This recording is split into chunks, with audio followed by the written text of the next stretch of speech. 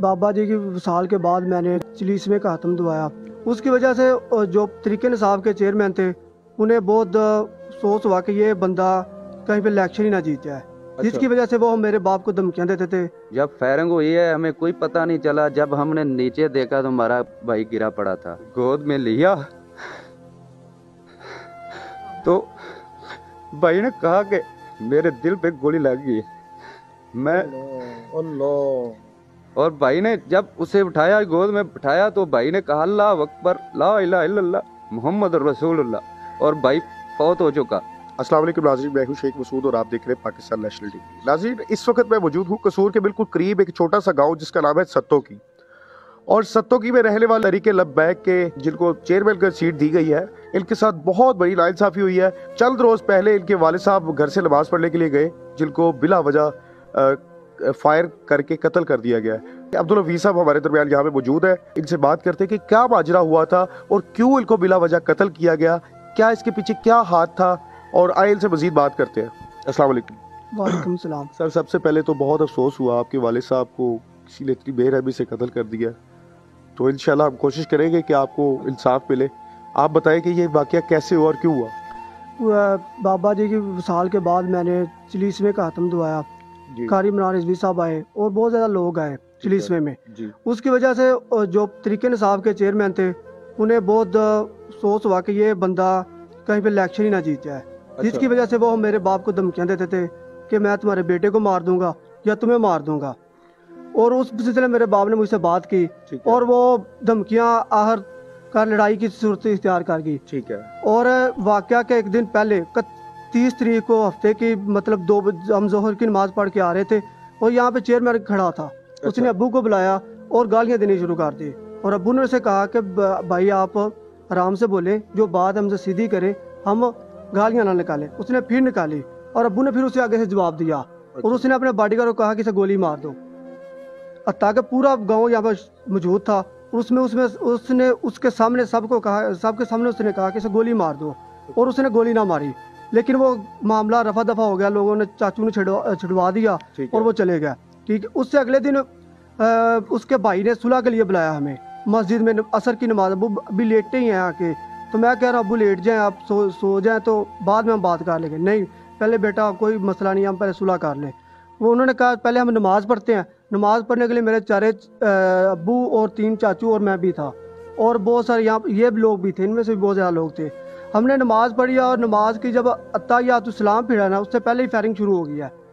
اور فائرنگ شروع ہوئی ہے, اور فائرنگ اندھا دھندھی ہوئی ہے, پتہ ہی نہیں چلا ہوا کیا ہے, اور ایک بار رکی ہے.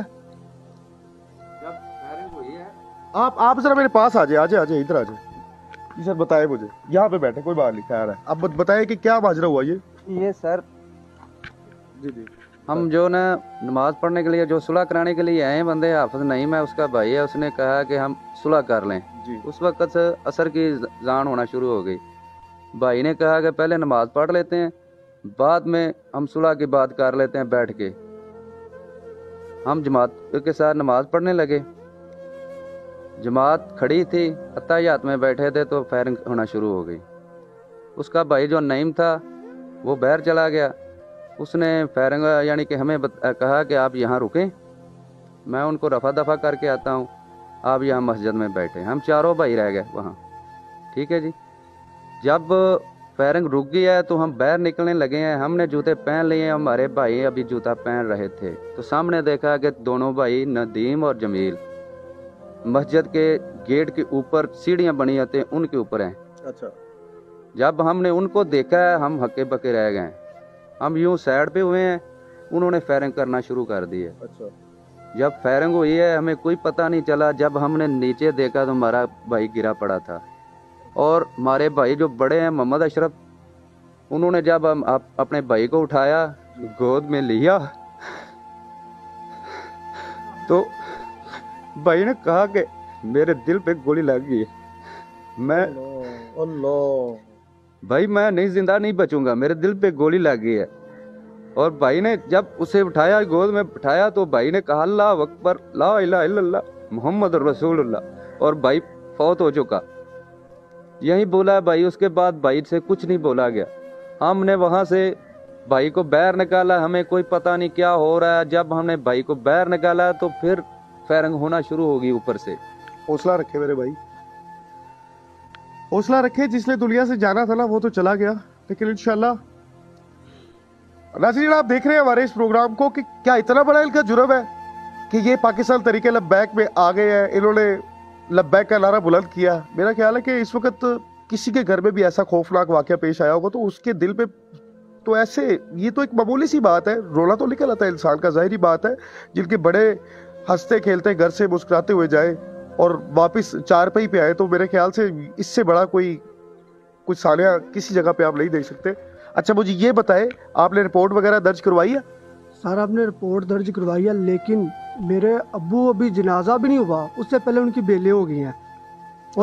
और मेरी फैमिली को उनसे खतरा है। जो बंदा इतनी जी जी गाड़ियों में यहाँ से बार बार गुजर रहे हैं। अच्छा, एक आगे गाड़ी है, एक पीछे है, असला वगैरह भी होता है? असला आगे वो डबल कैबन है, एक पीछे डबल कैबन है, यानी कि असला होता है। यूं यहाँ से थोड़ी दूर मस्जिद है, वहाँ ब्रेक लगा के गप्पे भी लगाते हैं। जबकि हमारे इमरान खान साहब ने तो ये मुहिम जो है इस वक्त खत्म कर दिया है कि असला मुकाओ और डेरेदारी का इल्जाम खत्म कर दिया है, तो फिर ये असला लेके कहाँ फिर रहे हैं? इतने ज्यादा लाइसेंस भी कैंसिल किए गए हैं।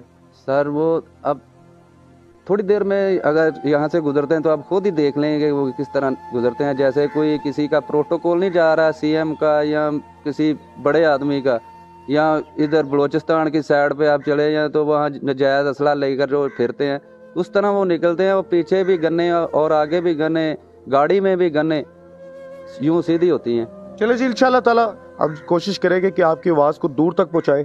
असला जो लोग लेके फिर रहे होते हैं ना, इसको अभी तो हमारी पाकिस्तान की जो इस वक्त पुलिस है ये काफ़ी ज़्यादा तेज़ हो चुकी है, इस चीज़ को ख़त्म कर रही है। लेकिन ये भी नोटिस में आएगी बात इंशाल्लाह कि वो बार बार असला लेके आपके घर के आगे से गुजरते हैं, कि आपको इन चीज़ से खतरा है कि क्या होगा? सर मेरी पूरी फैमिली को खतरा है। अच्छा, कि किसी ना किसी को मतलब धमकी। अबू मेरा जिस दिन फोत हुआ है ना, उस दिन मैं पहले अम्मी को बता के गया कि हमारे बेटे को उसने मार देना है। ये नहीं पता था कि उनको खुद ही उनके साथ सामने हो जाना है।